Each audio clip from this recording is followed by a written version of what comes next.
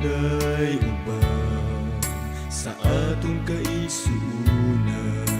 Adunay kinaiya muhukom sa uban, kinahanglan nga kini atong kuhaon.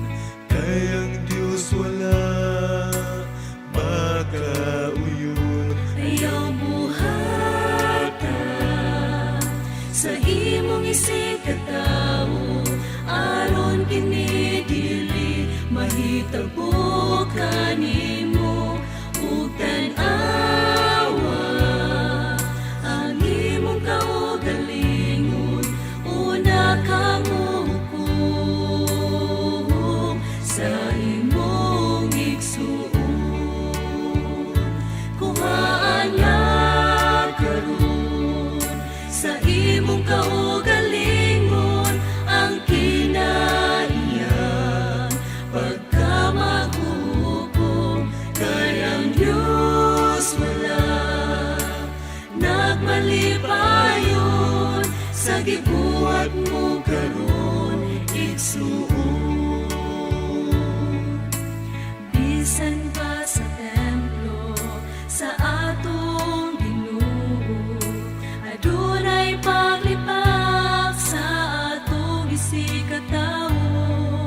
Wala ba ninyo kinigihuna-huna nga kita sa makasasala? Ayaw buhata sa imong isig katawo, aron kini dili mahitabo kanimo ug tan-awa. Ang imong kaugalingon una kang hukom sa imong igsuon.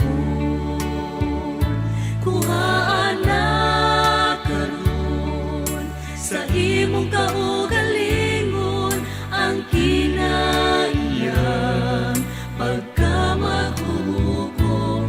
Kay ang Diyos wala nagmalipayon sa gibuhat mo karon igsuon.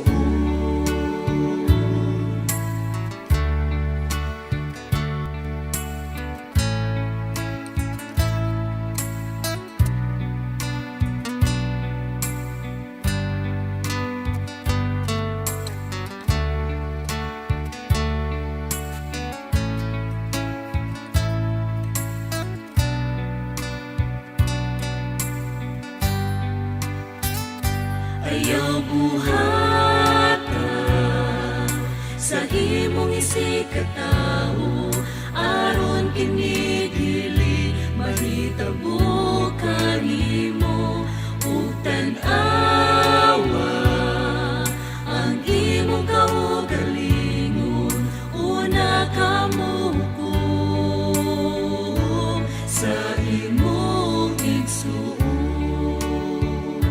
Kuhaan na karon sa imong kaugalingon ang kinaiya pagkamaghukom.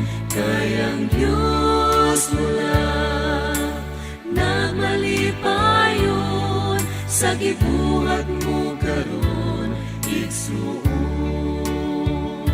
Kuhaan na karon sa imong kaugalingon ang kinaiya pagkamaghukom. Kay ang Diyos wala nagmalipayon sa gibuhat mo karon igsuon.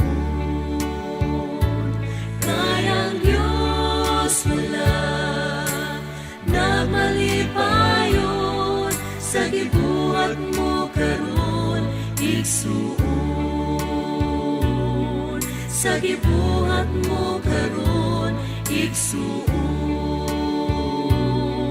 Sa gibuhat mo karon igsuon. Busa